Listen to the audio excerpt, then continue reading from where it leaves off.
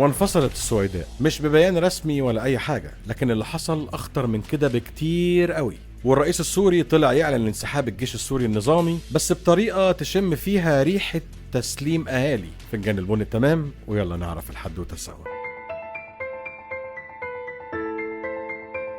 فخطوة مفاجأة قلبت كل الموازين. الرئيس السوري أحمد الشرع طلع بعد نص الليل حوالي الساعة 3 الفجر وقال خطاب واتذاع بدون أي تمهيد ولا ترتيب ولا تنسيق ولا حتى بيانات رسمية. يعني ممكن تقول إن الناس كانوا نايمين وفجأة صحيوا وقالوا يلا نعمل خطاب. طبعا الناس صحيت لقت الخطاب موجود ومتذاع، لو إن توقيت الخطاب مش غريب لكن هو بيفكرني بناس كده كانوا بيعملوا خطابات في نفس التوقيت ده لو انت فاكر معايا. الغريب يا صديقي ان في متخصصين طلعوا وقالوا ان الخطاب كان متمنتج ومتقطع ومتسجل ومتعاد ومتقطع ومتسجل ومتعاد تاني. ما تقولش ان هو خطاب سياسي، ممكن تقول عليه فيديو متفبرك حد بيعمل له اديت عشان يشيل حاجات معينة منه، وتحس كده ان في حد ورا الكاميرا بيقول له قول ايه. الشرعية الشرعية الشرعية. احمد الشرع قال جملة واحدة هي لب الموضوع: احنا مش بنخاف من الحرب لكن احنا قررنا الانسحاب.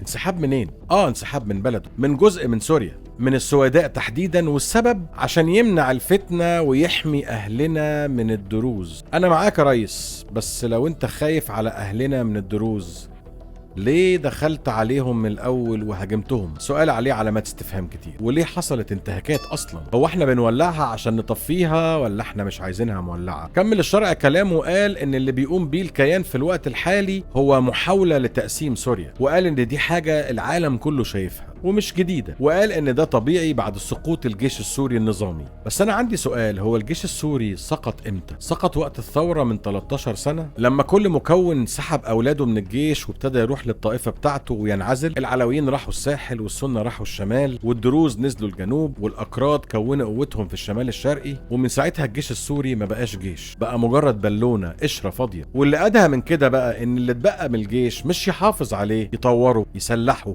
يقويه. الرئيس الشرعي الشرع سابه يتضرب بالطيارات والدبابات، ولا دبابات اتخبت ولا سفن اتصانت ولا حتى الذخيرة راحت مكان تاني آمن. بالعكس، ده اللي حصل غريب جدا، عكس ده تماما. سلموهم مخازن السلاح ودلوهم على مواقع الكيماوي، واتقال للناس وقتها احنا بنحسن النية، احنا بنحب جيش الاحتلال، اصل احنا جايين وفي ايدينا السلام. بالذمة ده كلام رئيس دولة. وفي الاخر يا صديقي وفي النهاية ما بقاش عندهم جيش ولا ذخيرة ولا أسلحة ولا عتاد. نرجع بقى تاني لخطاب الشرع. بعد ما خلص الشرع خطابه اللي كان باين فيه التخبط الجامد والمنتجة والتعديل والتقطيع والتلزيق، طلع علينا نتنياهو يرد. رده كان في منتهى البرود، قالك اللي احنا عملناه ده عين العقل. قالك ان هو امر الجيش الاسرائيلي ان هو يدخل ويتحرك في السويداء، وقال ان السبب ان قوات الشرع خرقت الاتفاق ودخلت منطقة منزوعة السلاح في السويداء. لكن الأخطر في كلام نتنياهو إنه قال إنه اتدخل لحماية أهلنا من الدروز، اللي على حسب كلامه بيقول إنهم مستهدفين من جيش الشرع نفسه. يعني الجيش السوري تغلغل الأول، الناس خافوا راحوا استنجدوا بالكيان، والكيان دخل، والنتيجة ناس من الدروز في السويداء رفعوا علم الكيان أو علم دولة الاحتلال على أرض السويداء اللي هي المفروض إن هي أرض سوريا. مع انسحاب الجيش، مع فقدان السيطرة على السويداء تماما، والسيطرة راحت بالكامل للقوات أو الطائفة الدرزية اللي بقوا مسؤولين عن الأمن والإدارة والسيطرة والأرض والحكم. بالمختصر المفيد يا صديقي وأصل الحدوتة، انفصلت السويداء عن سوريا، وممكن نقول إن هي دخلت ضمن حدود دولة الكيان، مش على الورق ولا بميثاق ولا في الأمم المتحدة، لكن على أرض الواقع. اللي حصل ده انفصال حقيقي، وللأسف كل ده حصل بموافقة غير مباشرة من الرئيس الشرعي لدولة سوريا. وخطاب الشرع يا صديقي ما كانش مجرد إعلان انسحاب، ده كان نهاية مرحلة وبداية مرحلة تانية خالص، نهاية الدولة السورية الموحدة. ومرحبا بكم في دولة سوريا إيل.